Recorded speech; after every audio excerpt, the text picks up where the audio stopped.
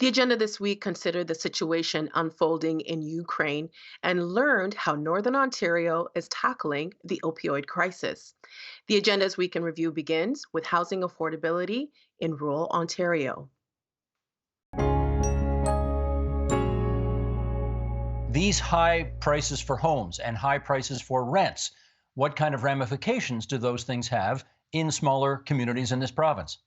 Yeah, I think I mean one of the things that it's done is it's pushed up the price of existing housing significantly. And historically, it was more costly to build a new house than to buy an existing house. And now those existing homes are in a comparable price point as building something new. The result is it makes it much more difficult for folks, as I mentioned earlier, on limited wages to be able to afford something in today's market. And I just think that that causes issues for families, it causes issues for communities, it causes issues for services, and so on.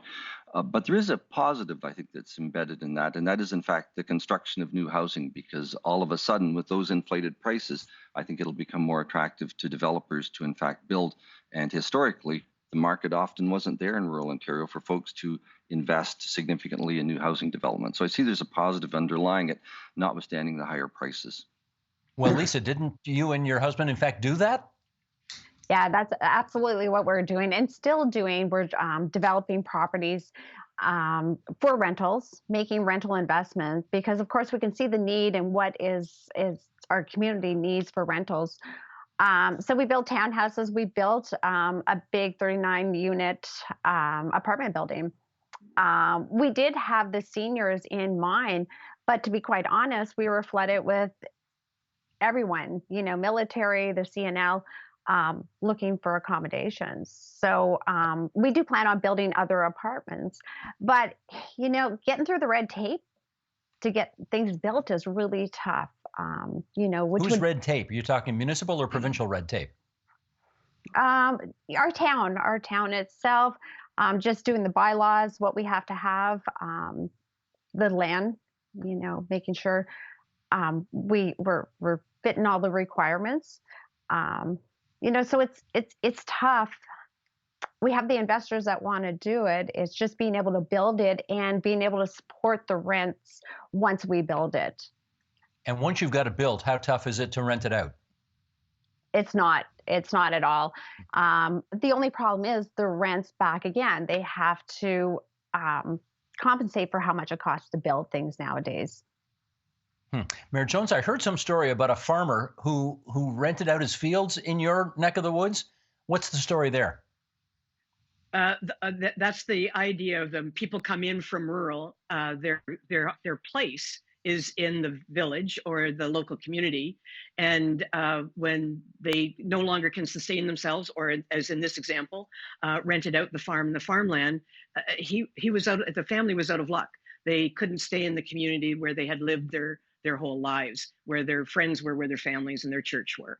And I think you'll find that particularly rural mayors, we take this personal because we know these people. They're our neighbors. The mayor in a small rural community is the first person who gets a phone call about whatever, not related perhaps to municipal issues. So we really feel for these people when there's an exodus of seniors out of small rural communities to the urban centers because we can't provide them with rental accommodation.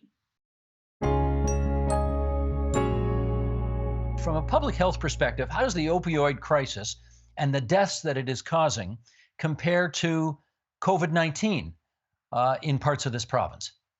Mhm. I think the bottom line is that they are comparable at this point, orders of magnitude in terms of what we're seeing of the impact of the opioid crisis and related deaths is dramatic and hugely concerning. I can speak to the numbers in my own region, which is Simcoe and Muskoka, during which, over the course of the period of time in the pandemic for which we have data on opioid-related overdose deaths would be from April 2020 to June 2021. We saw 295 people lose their life to opioid overdose during that time. The comparable COVID-related deaths in our region were about a quarter higher than that, around 246 deaths. So it's a similar number. And I think it's also important to note that people who are losing their lives to opioid overdose are much more often a younger age. 60% of the individuals here who lost their lives during that time were between 25 and 44 years old. So they're in the prime of their lives. I mean, every life, no matter what the age, of course, is of great value, and we want to prevent those deaths. But it is noteworthy when looking at the impact. So I mean, lots of differences, of course, between COVID and opioids. That the situations can't be directly compared, but I do think we can say that the opioid situation, the scope of it is huge. The impact is dramatic. It was prior to the pandemic, and it is only worse now.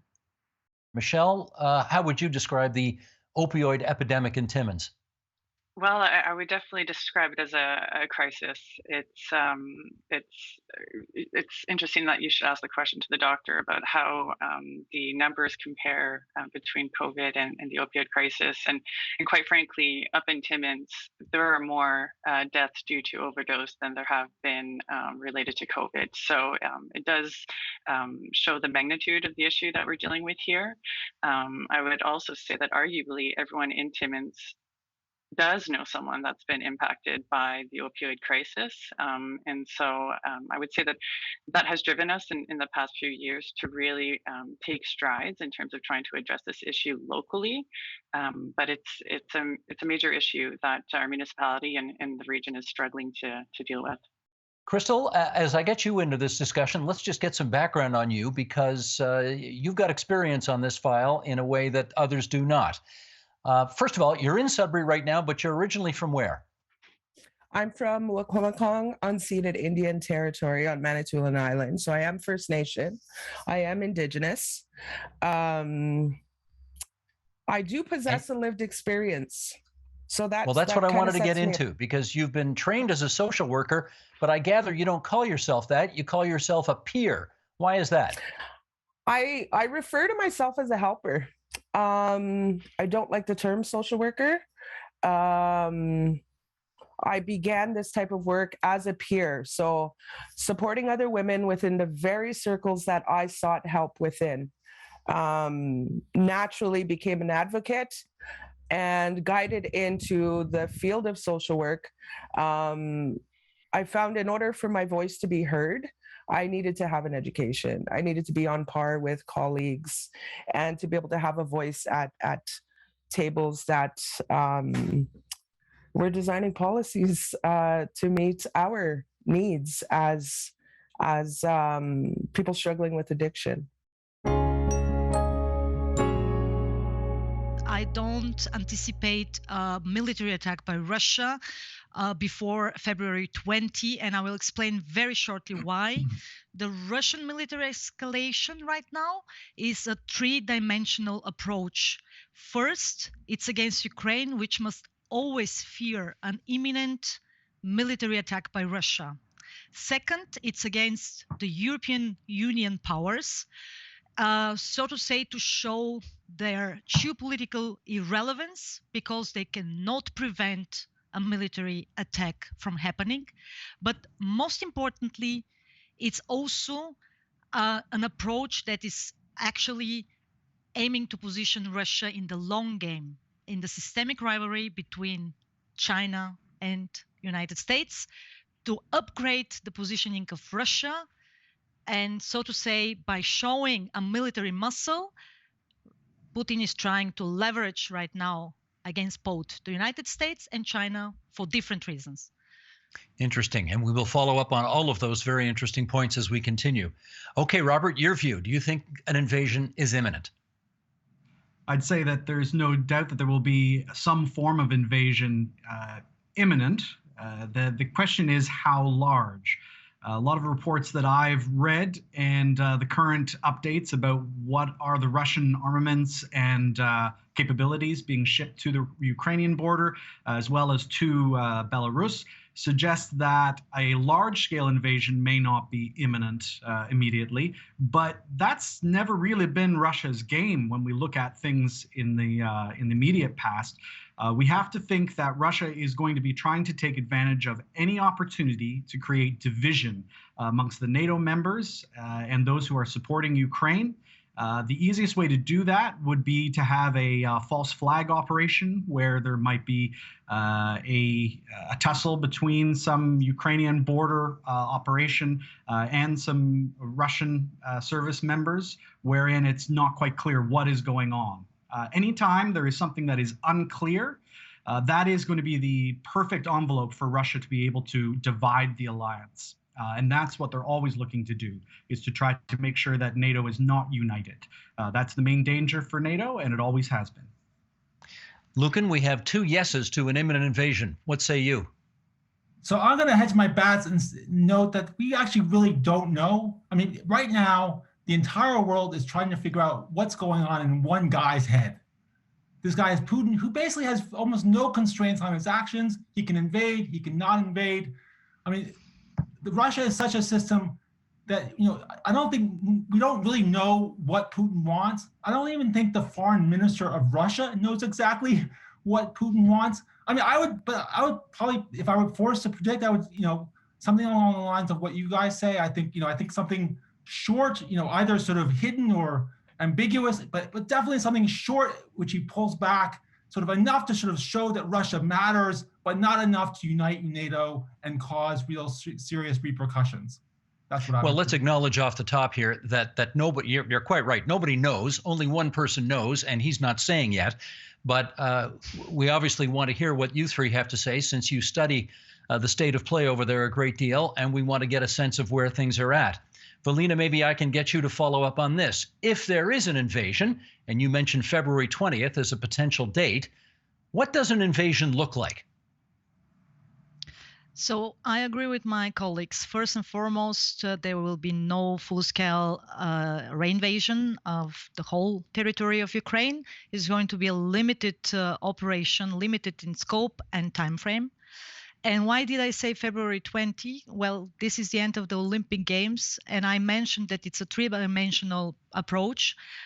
So currently, Putin sees this optimal window of opportunity to test the readiness of the United States for bilateral talks with Moscow. That's the first and most important thing. He wants to erase the European NATO members from the equation. He wants to talk directly to Biden. And it's actually about future concessions by Washington. If Washington, at some point of time in the long run, really intends to lure Russia away from China, that's the first thing. And secondly, Russia simultaneously coordinated diplomatically its view on Ukraine with China's view on Taiwan. Let's not forget that. This happened in December, which I think is also important because this two-front scenario will create a lot of problems for the United States and for the American allies in the future. That's just some of what we covered this week. You can find the full conversations on our website, tvo.org, our YouTube channel at youtube.com/theagenda, or our Twitter feed, twitter.com/theagenda. The Agenda with Steve Paikin is made possible through generous philanthropic contributions from viewers like you. Thank you for supporting TVO's journalism.